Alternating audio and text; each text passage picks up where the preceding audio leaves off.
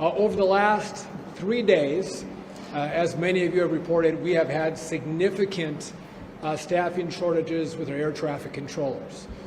Saturday, Sunday, Monday, very rough travel days, significant cancellations and significant delays. However, today has been a much better day. A lot more air traffic controllers are coming in. So just for comparison, on Saturday we had 81 staffing triggers. Today we have 4. So I think our air traffic controllers are seeing an end to the shutdown and feel more hopeful, and they're coming into their facilities. So we're grateful to them for all that they're doing.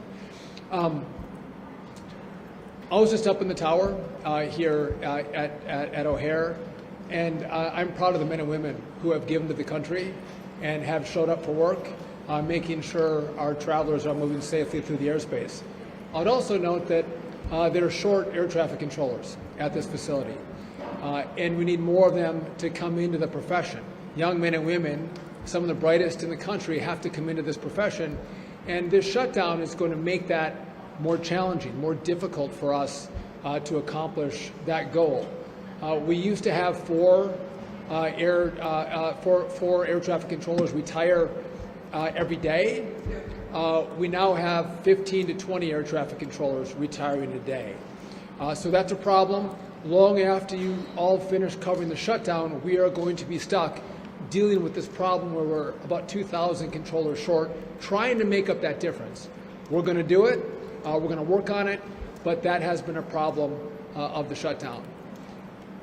I mentioned I wanted air traffic controllers to come back to work.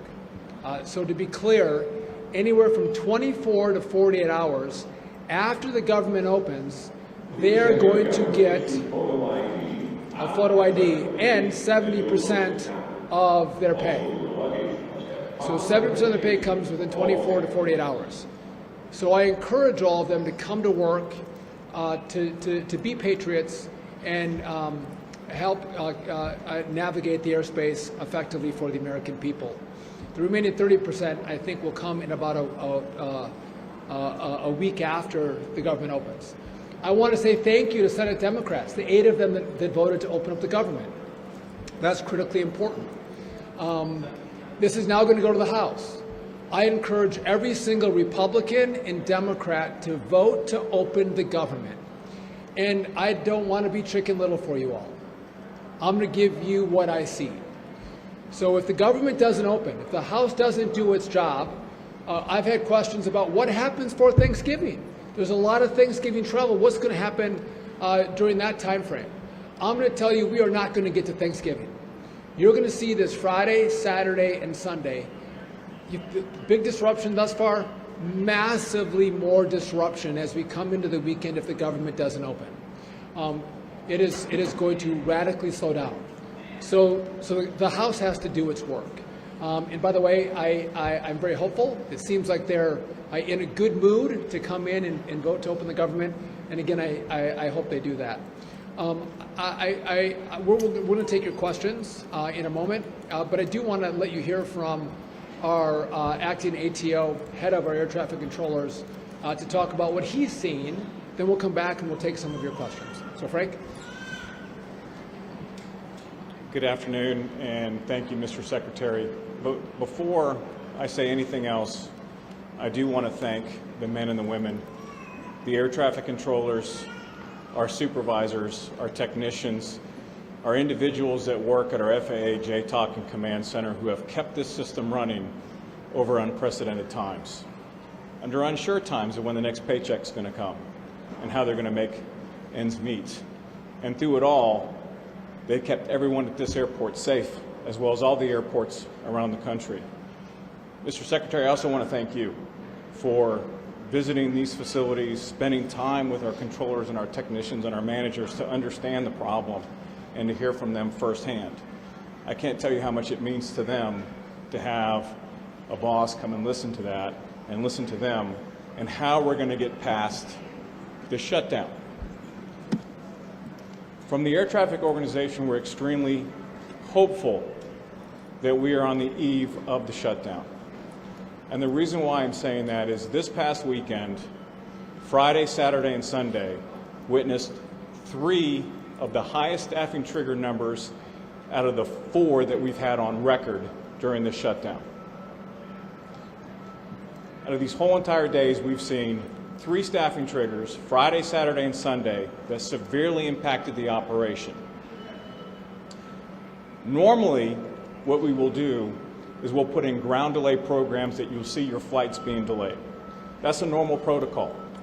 This past weekend saw us put in airspace flow programs where we had to slow the entire country down, which forced massive cancellations and delays.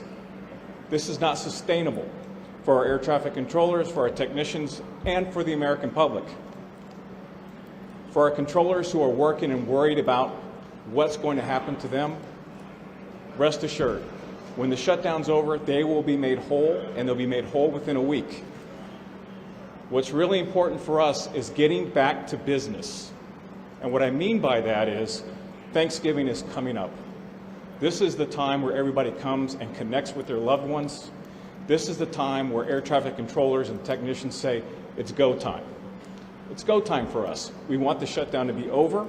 We want our controllers back on the boards doing what they do best, which is separating traffic and keeping everyone safe. We look forward to getting back to business once this shutdown is over and ensuring that we once again hold true to what we promised to everyone in this room and across the country. We got you. We'll keep you safe, and rest assured we'll get through this together. Mr. Secretary. Thank you. I want to thank Frank as well. He's done a masterful job at the FAA navigating this crisis for us. A couple points, and I'll take your questions. As we come into Thanksgiving, this is Super Bowl of air traffic controlling, right? It's massive movement of Americans. And again, this shutdown is going to get us to a place where we can get controllers back in our facilities controlling the airspace. I want to bring up one issue that I'll take your questions. You saw on Friday, on Saturday, we reduced our flights by 4%. So 4% of commercial aviation had to be canceled. Now, some have claimed that this was based on politics. This was based on pressure. And I would just tell you that this information to do this reduction in flights by 4% on Saturday, it came from the safety office. The safety office made the recommendation, they elevated it, and we implemented it. And I'd also note on Saturday, Sunday, and Monday, the cancellations in the airspace were higher than 4%. Right? So some might argue we didn't cancel enough flights. Today, we increased it by another 2%. So we're at 6% of cancellations of flights in the airspace. Some have asked, when are you going to start rolling those back? The answer to that is this has all been data-based. We've seen incursions on runways. We've seen loss of separation in the airspace, and we've seen heightened complaints by pilots of the communication they're having with air traffic controllers. When this information goes in the wrong direction, we have to make decisions to keep people safe. You all saw it with the DCA air crash. The last administration didn't see the 85 near misses that happened in that airspace. They didn't take action. They didn't look at the data. So we are going to look at the data and make the best decisions possible to keep the traveling public safe. That's what we've done. When that data changes, we're going to start taking down from 6, maybe we'll go to 4, 2, and get back to normal air travel. But I want to just clarify what we've done and why we've done it with the reduction of flights. And by the way, I think that by having a system-wide reduction where people and airlines can think through the cancellations, that's far safer than seeing hotspots around the country and random cancellations and delays. It leaves airplanes stuck at certain airports. It leaves crews stuck in other locations. It's way harder to manage. So we think this was the best approach to reduce the risk in the system and improve safety. So with that, happy to take your questions. Yes. Secretary Duffy, thanks so much for coming to Chicago. I'm Alex Capriello with News Nation. You talked about loss of separation, essentially aircrafts in the sky getting too close for comfort.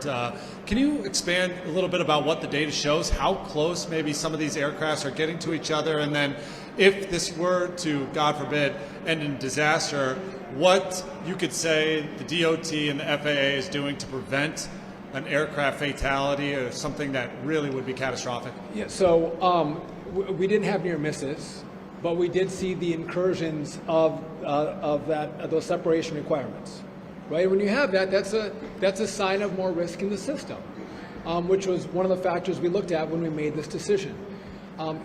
Listen, you can walk outside. I can't guarantee your safety.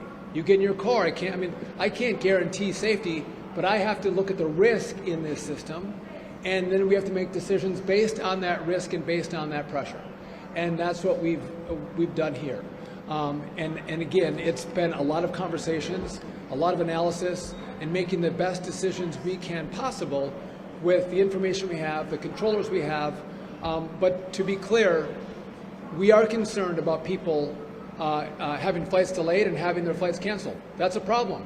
But that is a secondary problem to safety. Safety is the number one issue. I want you to get safely to where you're flying. That is issue number one. And a quick follow-up, sir. Can you give us a timeline of what it might look like when the government does reopen to get things back to normal for the flying public and for the airports all across the country? That's a great question. So we're going to wait to see the data on our end before we take out the restrictions in travel. That 6% we have in place right now. But it depends on controllers coming back to work. Today's a good sign. We had 4 staffing triggers today. On Saturday, there were 81.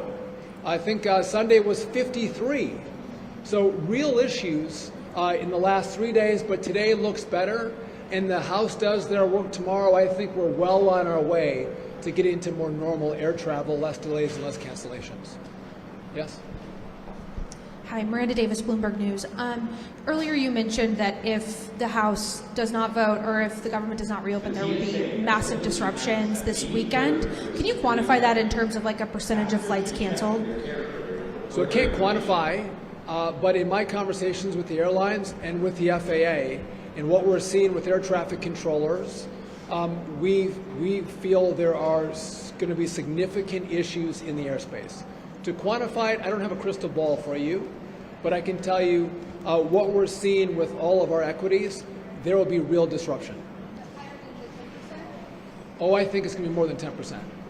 And I think we might find airlines that have to make decisions. Do they keep flying?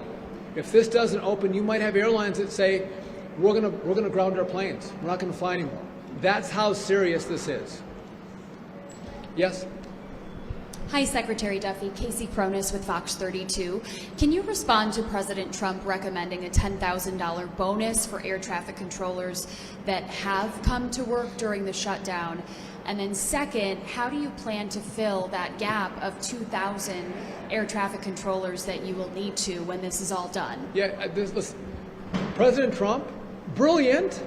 Listen, the air traffic controllers who didn't miss a day, they came for every scheduled shift that they had. They should get a bonus. Now, I don't know how many they're going to be. We have to do that analysis. But I'm aligned with the president. We are going to pay them a bonus, and it'll be $10,000, depending on how many we have. They should come to the White House, and he should present them with their checks. They're patriots. We are grateful to them for the work that they've done. How do I make up the 2,000? So I was doing 2 things. I'm supercharging our air traffic control school, our academy, getting more young people to come in. From the time they apply to the time they get into the academy, I've truncated that. I'm paying them a bonus to come to the academy. We've kept paying the students at the academy a stipend to make sure the academy is still operational. We've done all those things. But we've seen that young people have been less willing to be air traffic controllers when they see they may not be paid. That's a problem. But the second part of what we've done is we have air traffic controllers who can retire after 25 years of service. I've asked them, they're the most experienced in the airspace. I said, would you please stay on? Please don't retire. I'll give you a 20% upfront cash bonus if you don't retire and you stay on the job. And what we've seen in the course of this shutdown is a far greater majority of those controllers that I thought were going to stay are now retiring. So it makes my problem more difficult, it's more challenging, but we are going to get the academy fully operational to get as many controllers into the airspace as possible to make up that differential. Yes? Thank you. Kind of the opposite. The president's also talked about penalizing some of these air traffic controllers who took sick time. So can you talk about what that plan would look like there? Well, my concern is for those air traffic controllers who, before they missed a paycheck, and we're in the shutdown, they decided on a continual basis not to show up for work. They don't know how long the shutdown was going to be. They hadn't missed a pay period, and they didn't come to work. I'm concerned about those controllers. I'm concerned about their dedication. I'm concerned about their patriotism. And so we haven't made a decision, but we are going to look at those controllers who continually made the decision not to show up for work. And again, we have to look at the data. I would just tell you, I'm trying to bring more air traffic controllers in. I'm not trying to take air traffic controllers out. But if we have controllers who systemically weren't doing their job, we will take action. Yes? Hi there, Maddie with CBS News. I wanted to ask how quickly will the air traffic controllers get paid once the government reopens? So how quickly will air traffic controllers get paid? So they'll be paid within 24 to 48 hours of the government opening. They'll get 70% of their back pay in that time frame, and then after, the remainder will be made up. I think it's about a week they'll get the remainder of the pay. So very quickly they're going to get money in their bank accounts. By the way, kudos to the Congress for doing this. It's important we get them paid very quickly. By the way, we talk about air traffic controllers. We have technicians in our towers that keep our very, very old equipment operational. They've been coming to work to make sure our equipment works. They've been moving without pay. We have a wide swath of people who are focused on safety. It might be trains, it might be certified aircraft that have all come to work without pay. We talk about the air traffic controllers today because it impacts people's lives, but a lot of people have gone through long work weeks, haven't got paid. I'm grateful they're going to hopefully get paid if the House does their work. Yes? Hello, Secretary Duffy. Brona with WGN here in Chicago. You talked a lot about the cancellations and the delays, and I believe there are restrictions in place for the private jets as well. Did you fly here today on a private plane? If you could re-ask your question, I couldn't hear you over the loudspeaker. You talked a lot about delays and the cancellations of the commercial flights, and I believe there are restrictions in place for private planes as well. Did you fly here today on a private plane? Did I fly here on a private? I wish. By the way, had I flown on a private plane, I would not have landed here at O'Hare because we have restrictions at LAX, Seattle, Denver, O'Hare, Boston, Newark, JFK, Atlanta, Dallas. You can't fly a private aircraft into those airports, the top 12. With some small exceptions to that rule, you can't fly in a private aircraft. So no one's flying in here, but for those small exceptions. We've reduced private jet travel or general aviation by 10%, as well as if there are delays in the system, cancellations in the system, we've also put in restrictions that say commercial aircraft take a priority. The private jet travel would have to go to a different airport. So we are prioritizing the commercial traveler, the people who are coming through this airport. Now, I flew in on American Airlines from Wausau, Wisconsin today. I flew on Delta last night from DC. So no, I'm a commercial flyer. Thank you. Just as a quick follow-up to that, I believe there are, I think I saw a figure of 1,700 plus private jets taking off yesterday alone around the country. What do you say to the people here who've been stranded for days in Chicago alone, who maybe don't have the means to fork over hundreds or thousands of dollars to do so? So listen, I'm not at war with private jets. If there's an airport that doesn't have shutdowns and delays and it's not one of my top airports, and they want to fly their private jets out of there, that's fine. Or you want to fly your little Cessna out of there, that's fine too. I'm concerned about the airports that have the major disruption, right? So I'm not at war with anybody in aviation. I'm just trying to efficiently and effectively navigate the restrictions that we've had with air traffic controllers and make sure that commercial aviation is traveling well throughout the system, which would make sense. I think that's what anyone would do. Yes? Hey, Patrick with NBC5 Chicago. So just to clarify, you said if the government doesn't reopen, we could see more than 10% delays, and some airlines might even ground planes. Have you talked to airlines about that, or what are you basing that off of? I'm going to tell you that in the information that I have, you have significant disruption where you may find airlines that stop flying. Full stop. And what we see with our air traffic controllers, good day today, if the House doesn't pass this bill, I think you're going to look at Saturday, Sunday, and Monday as tiddlywinks. It was beautiful. It's going to get much worse than that. And we had talked about, and I had even mentioned, I think it would come at Thanksgiving. I don't think that's the case right now. I think it comes well before Thanksgiving. I think we would see that significant disruption coming this next weekend, maybe as early as Friday. And I think you're going to have airlines that make serious calculations about whether they continue to fly. Full stop. I'll do one more question, then I got to run. Trump has promised new technology for air traffic controllers. What are the next steps to getting them that technology? New technology for air traffic controllers. So I need $31.5 billion to do this build. The big, beautiful bill gave me $12.5 billion. So we're in the process of picking an integrator. No offense, Frank. The FAA does a great job at safety. They don't know how to build. So we're going to have an outside company manage the build. We're going to have radios, voice switches, new radar, new telecom. We have to switch from analog to digital. By the way, that's somewhat complicated to do that, especially while we keep the airspace operational. That's what we have the money for right now. I'm hopeful that the Congress is going to give me the rest of the money. This is bipartisan, by the way. Republicans and Democrats agree we need the money. When I get the rest of those dollars, we are going to work on what's called a common automation platform, basically the software that's going to run our airspace. It has to be brand new. It has to be developed, debugged, and then deployed. So that's going to take us longer than I think the 3-year period that we're on right now. And then the air traffic controllers, they need brand new equipment. You've seen the paper strips they use for flights. We're trying to move this to digital flight strips. Again, it's great 1985, 1993 equipment.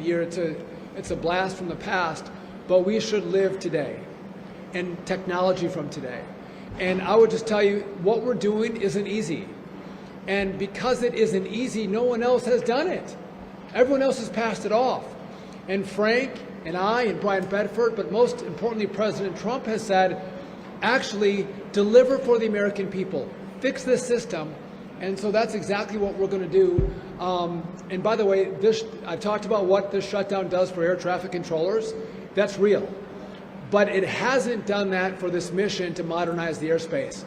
We were given the money in the big, beautiful bill, so we had it in our coffers at the FAA. So that process has continued to move forward, which I'm grateful for. So that has not been delayed, though the air traffic controller issue is going to be a problem that we're going to deal with into the future. By the way, Chicago's been, at least today, running well. Love the air traffic controllers. I hope they get my flight out on time today. I put a good word in for myself. Kidding. But again, I fly to here quite a bit as well. I want to thank you for coming out and covering the story. Our mission, again, keep people safe. Keep people safe and do whatever we have to, no matter what the political noise is, to make sure that objective is accomplished. With that, thank you very much.